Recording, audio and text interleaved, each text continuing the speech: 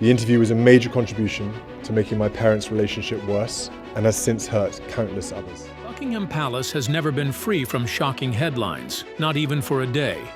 But this latest development has left the world completely stunned.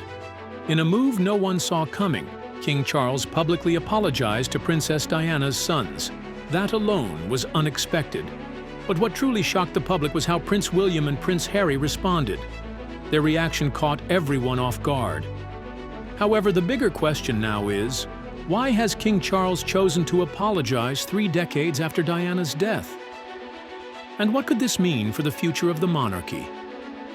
Join us as we uncover the full story behind King Charles's apology and Camilla's exposed betrayal.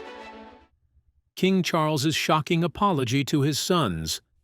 King Charles's public apology to his 2 sons is a moment no one ever expected. According to palace insiders, it happened during a royal event attended by high-profile figures. Many believe the apology came in the wake of shocking revelations about Camilla's long-standing betrayal. But the truth is, this betrayal didn't just start. It goes back years and allegedly continues to this day. We know you're eager to find out what really happened, so stay tuned as we uncover what the public was never told about Camilla. Contrary to what many believe, Camilla's betrayal of the royal family did not begin in recent years, but dates back decades. The first notable act of betrayal came in 1986, when reports indicated that her romantic involvement with Prince Charles had resumed while he was still married to Princess Diana. This situation showed that the relationship happened mostly during Charles's marriage. It was the start of a problem that would affect the royal family for many years. The depth of this betrayal became undeniable when Prince Charles himself confirmed it. In a 1994 television documentary with Jonathan Dimbleby, to be faithful and honourable to your wife when you took on the vow of marriage? Yes, absolutely. And you were? Yes. Until it became irretrievably broken down. Charles admitted that he had been faithful until the marriage became irretrievably broken down. His private secretary later identified Camilla as the other woman. For many, this confession validated Diana's long-held suspicions and the public's perception that vows had been broken. Camilla's involvement was no longer speculation. It was acknowledged fact, and it cast a long shadow over her place in the royal narrative. The secrecy surrounding their relationship was dramatically exposed in what became known as Camillagate or Tampongate. In 1989, a highly intimate phone call between Charles and Camilla was secretly recorded, only to be published by tabloids in 1993. The transcript revealed not just the closeness of their relationship, but the casual intimacy that suggested it was more than a mere friendship. When the news came out, the scandal spread all over the world.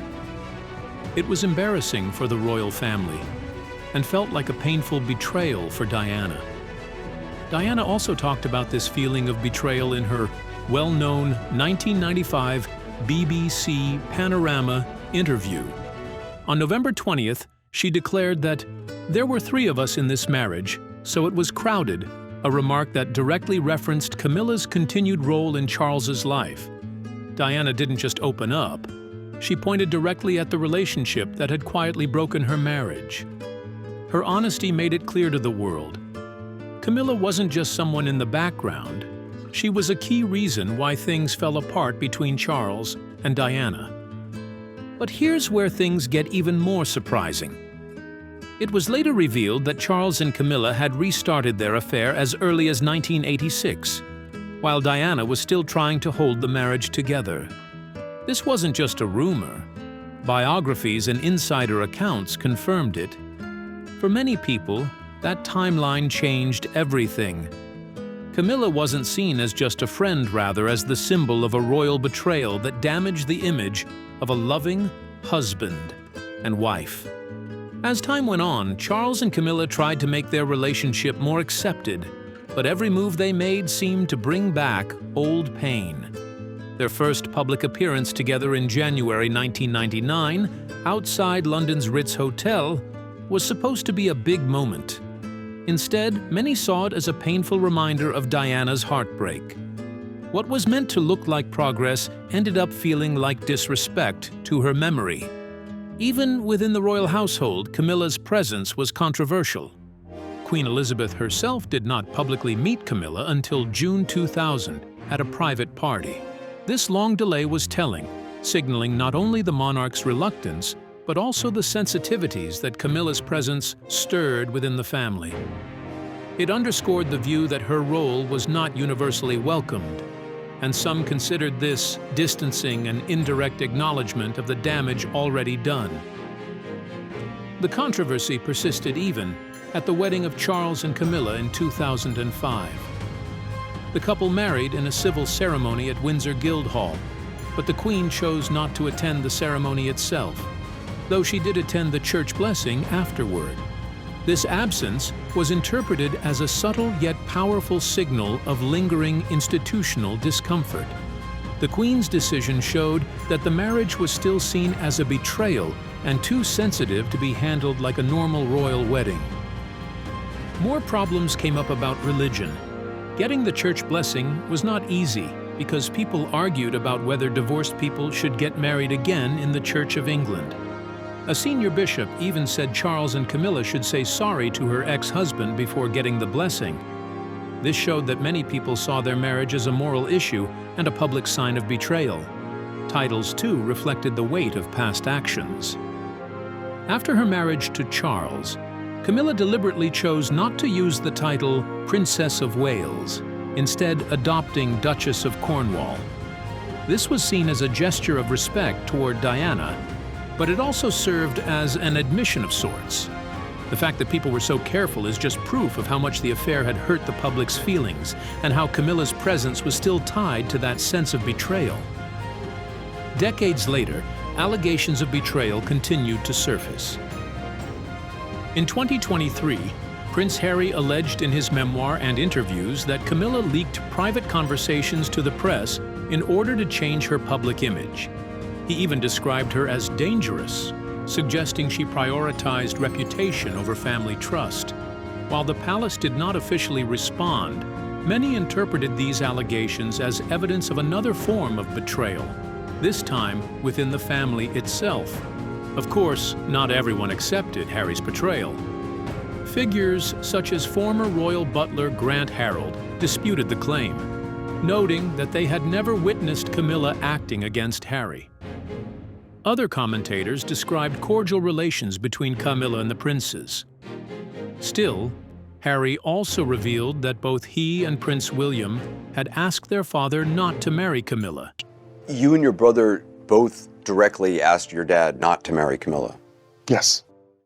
Even though they supported his relationship with her. According to Harry, their request was ignored, and Charles proceeded with the marriage in 2005. This decision went against his son's wishes. Even though the princes joined the wedding events later, the tension at that time showed again that Camilla's place in the family was never easy or comfortable. The issue of titles resurfaced once more with Camilla's rise in status. In 2005, it was suggested that she would one day be called Princess Consort rather than Queen. Yet in February 2022, Queen Elizabeth publicly expressed her sincere wish that Camilla be known as Queen Consort when Charles became king. By the coronation in 2023, she was styled simply as Queen Camilla. This change was seen as rewriting history and forgetting Queen Elizabeth's directives made to ease public anger. Even today, public opinion remains divided over Camilla's role. Commentators often note that despite her coronation as queen, her past with Charles and Diana continues to define how many perceive her. All of these betrayals by Camilla are what King Charles is reportedly apologizing for. Not just that, but also for the pain he caused Princess Diana when he finally realized the damage he had done. Now, let's take a closer look at what Diana had to endure because of him. Princess Diana's silence struggles. Contrary to the fairy tale image many people saw, Princess Diana's life with Prince Charles was filled with deep pain. Much of it came from the troubled marriage she found herself in. The very beginning of their story already showed signs of imbalance. Diana first met Charles in 1977 at her family home, Althorp. She was only 16, while Charles was 29 and already a senior royal under pressure to marry. At that time, Charles was dating Diana's older sister, Lady Sarah Spencer. Diana admired him as a young girl would, but years later she became the focus of his attention. When the relationship with Sarah ended, Diana remained in his circle.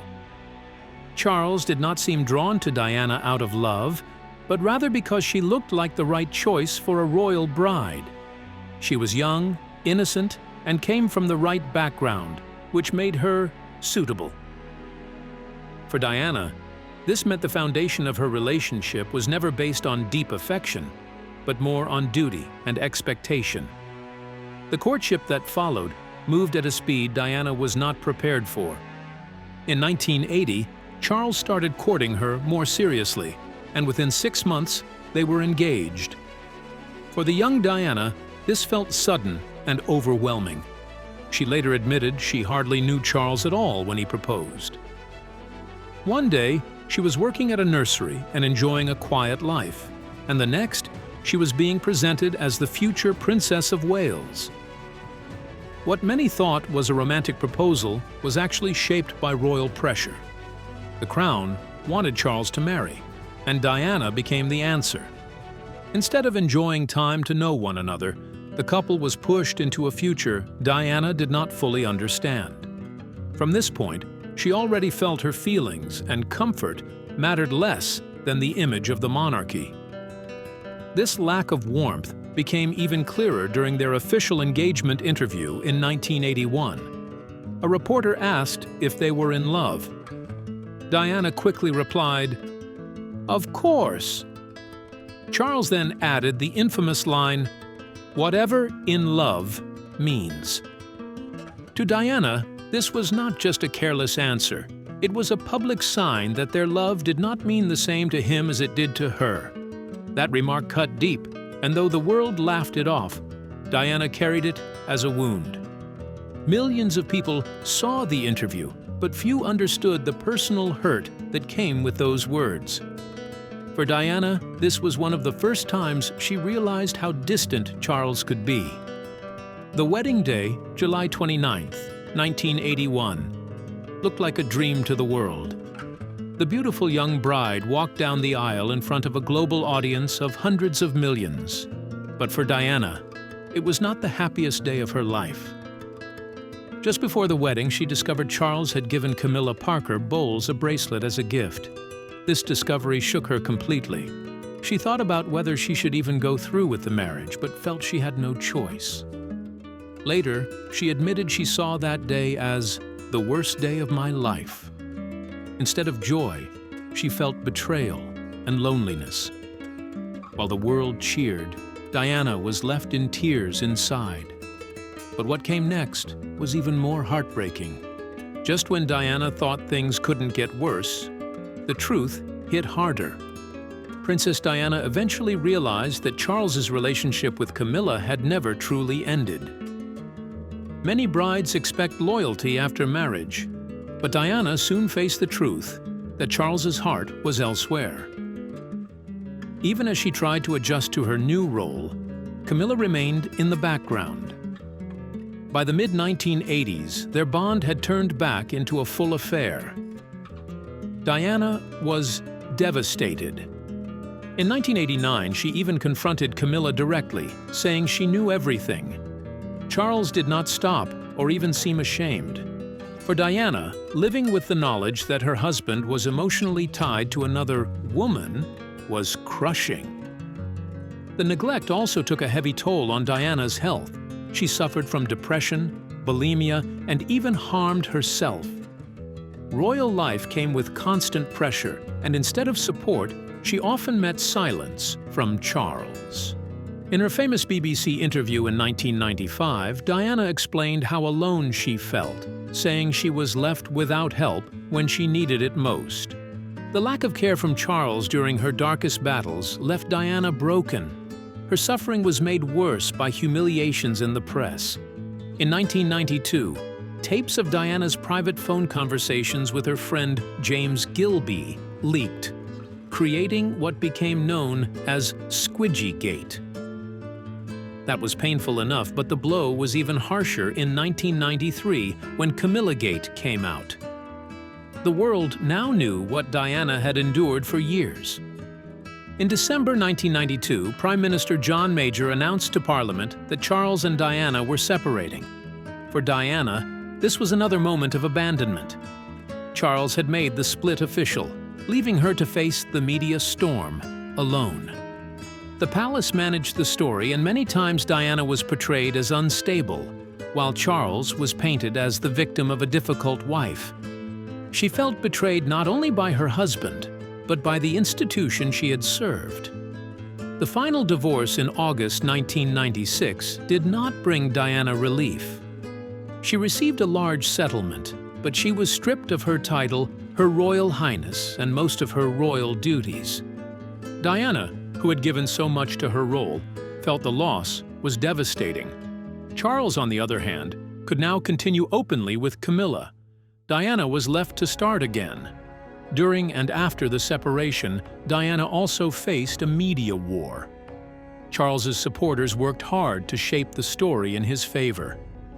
In 1994, an authorized biography of Charles admitted his affair with Camilla, but also portrayed Diana as unstable and emotional. For her, this was a painful betrayal, as the royal machine seemed determined to destroy her image. She had to defend herself constantly in the press while struggling to hold on to her dignity. It was yet another way Charles's actions left her wounded. Even after the divorce, Diana was not free from strain. Her charity work and global popularity created tension with Charles and the royal family. She became known worldwide for her compassion, especially through her work with AIDS patients and the fight against landmines. But her success made her a threat to Charles, who was preparing for his future as king. For Diana, this meant further isolation, as her every move was watched with suspicion. Her story ended tragically on August 31, 1997, when Diana died in a car crash in Paris alongside Dodi Fayed. The official investigations in both France and the United Kingdom ruled the crash an accident caused by the driver's intoxication and the chase of paparazzi. While Charles was not directly accused, he remained a central figure in the story because his neglect and betrayal had set Diana on this painful path. But with recent events unfolding, many are now wondering, could this mark a turning point? Will Prince William and Prince Harry truly accept King Charles's apology after all these years of silence and pain? Stay with us, because we're about to uncover what many have long avoided speaking about: how Prince William and Prince Harry might respond to King Charles's apology. If the reported apology by King Charles is true, then it is one of its kind in the history of the royal family. Kings and queens are not known for apologizing, especially to their own children, and certainly not in matters that involve the deep pain of the past. Prince Harry had openly asked for an apology from his father before, especially after he wrote in his memoir Spare that his feelings and pain were ignored for the sake of the institution. That dismissal only added to his anger. In the British monarchy, apologies are rare because they are seen as a sign of weakness. Monarchs are trained to look strong and untouchable. This is why, if Charles truly apologized, it would stand out as a very unusual and powerful act. Not only that, the importance of such an apology would go beyond the present. It would touch the painful memory of Princess Diana, whose suffering has always been at the heart of William and Harry's problems with their father. From childhood, both brothers saw the sadness their mother went through because of Charles's long affair with Camilla. They grew up knowing the truth, and it left marks that have shaped their lives. For William and Harry, a simple apology from their father would not just be about the past, it would reopen wounds that have followed them into adulthood. Prince William has always taken a different path from his brother. As the heir to the throne, he has followed the rule of silence and duty. He almost never speaks about private family issues in public. Many people see this as his way of protecting the monarchy and its dignity. For William, loyalty to the crown often comes before personal feelings. If Charles did apologize, William would have to balance his own emotions with his role as the future king. Accepting his father's apology might give him some peace, but it would also mean drawing more attention to a scandal that the royal family has long tried to put behind them. Harry has never been so careful. He has spoken openly about his struggles and what he expected from his family. In interviews, including the one with Oprah Winfrey, he said the royal family failed him and Meghan, just as it once failed Diana. He said more than once that all they have ever asked for is accountability. So words alone are not to Prince Harry. An apology would need to be followed by real change, such as support, respect, and honesty from the family. Without that, Harry would likely see it as empty, a gesture without real meaning. One reason an apology from Charles would stand out is because the royal family almost never speaks in direct terms of regret. When Queen Elizabeth spoke after Diana's death in 1997, her message was careful and shaped as a tribute rather than an apology. Charles himself has spoken about sorrow in the past, but has always avoided using words like sorry. The language of the monarchy is always controlled, designed to avoid looking weak. If Charles did use such words to his sons, it would be a major step away from tradition. But even with such an apology, there are still many obstacles. William and Harry are no longer close. Their bond, once very strong, has been broken in recent years. Harry even wrote that William once pushed him during a fight about Meghan. The brothers are now distant, and this makes forgiveness harder. Even if Charles tried to use an apology to bring them together, their broken relationship could still block true peace. Forgiving their father might be possible, but healing their own rift is another question altogether. The presence of Camilla makes everything even more complicated. For years, William and Harry struggled with their father's choice to marry her. Harry has described her as dangerous, and even called her the villain in Diana's story. He felt she played a part in his mother's misery, and that she worked to fix her image at the expense of others. For sons who watched their mother suffer, an apology from Charles might feel empty if it does not also touch on Camilla's role. Yet Camilla is now queen and stands beside Charles at every event, which makes it hard for William and Harry to separate the past from the present. Forgiveness in the royal family has often been less about feelings and more about duty. If William forgives his father, it may be more about protecting the monarchy than about finding peace in his heart. He may accept an apology to show the world that the family is united, even if deep pain still exists inside.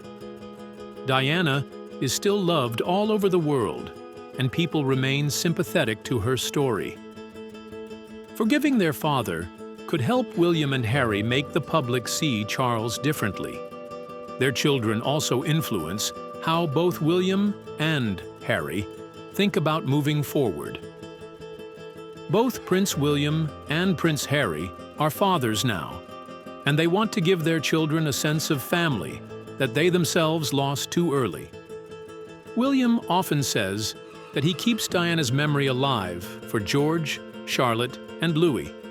Harry honored his mother by naming his daughter Lilibet Diana. Even beyond this, Prince William and Prince Harry have made it a mission to protect and honor Princess Diana's legacy. Let's take a closer look at how they've been doing this. Princess Diana's legacy. Princess Diana left behind many legacies that still shape the world more than 30 years after her death. Her life was more than her title. Diana changed how people saw royalty by making herself approachable and caring, not just a figure of duty. She showed the world that compassion could go hand in hand with power, and this is why her influence continues to live on today. One of the strongest parts of her legacy came through her humanitarian work. Unlike many royals before her, Diana did not stop at ribbon cutting or attending formal events. She wanted to meet and comfort people who had been pushed to the edges of society. During the height of the HIV and AIDS crisis, when fear was everywhere, she shook hands with patients without wearing gloves.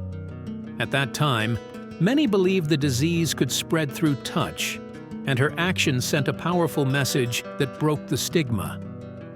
She also gave her time to people suffering from leprosy. Her kindness gave hope to those who were sick while helping society see them with new eyes. Her campaign against landmines is another lasting part of her story.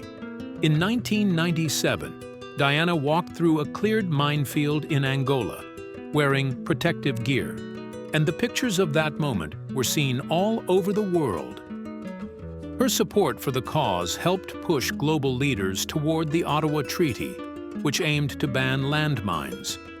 Even though she died before the treaty was signed, many believe her voice was a turning point in the movement. Diana also cared deeply for the homeless. She worked with Centrepoint and other groups that focused on young people without homes. Instead of just lending her name to these charities, she visited shelters, spoke to the youth, and worked to give them back hope and a future. By doing this, she showed that homelessness was not something to ignore, but a problem that deserved attention and compassion. Another way Diana stood out was in how she connected with ordinary people. She often broke the rules of royal behavior by hugging children, kneeling down to speak to people at eye level, or showing open emotions in public. These simple actions made her more human in the eyes of the public and gave her the title, the People's Princess. She became a figure people could relate to, not just admire from afar. But that's not all. Diana's compassion reached people of all ages and backgrounds. She visited sick children, comforted the elderly, and spent time with patients who were near the end of life. Many people who met her remembered how she made them feel valued and loved, even in their darkest hours. Her sons, Prince William and Prince Harry, along with Princess Catherine, have worked to carry on her legacy in many ways. William followed her footsteps with Centrepoint, becoming a patron in 2005. He even slept on the streets with the homeless to better understand their lives, just as his mother once had. This showed that her example of empathy continues to guide him. Harry carried forward Diana's work with landmines. In 2019, he visited Angola and retraced her steps by walking through a minefield cleared by the Halo Trust, the same group his mother had supported. The brothers also joined together to address mental health. In 2016, they started the Heads Together campaign, which aimed to make it easier for people to talk about their struggles. By sharing their own experiences, they carried on Diana's bravery in speaking about difficult issues, keeping her message alive for a new generation. Harry also honored his mother's work on HIV and AIDS. Inspired by her, he has taken public HIV tests to fight stigma and continues to support children affected by the disease through Sentabale, the charity he co-founded in Southern Africa. His actions keep alive Diana's belief that no illness should make anyone feel unwanted or forgotten. Princess Catherine, though she never met Diana, has also worked in ways that reflect her. She has focused strongly on children and mental health through the Royal Foundation Center for Early Childhood. This reflects Diana's belief that children need love, care, and support to grow into healthy adults. Catherine's efforts carry Diana's compassion into today's world, using modern programs to meet the needs of families and children. The royal family has also come together for public tributes. In 2021, William and Harry unveiled a statue of Diana at Kensington Palace, showing that they remain committed to keeping her memory alive. This statue serves as a permanent reminder of her impact, both on them as sons and on the wider world. Harry has also continued Diana's passion for helping those overlooked by society through the Invictus Games.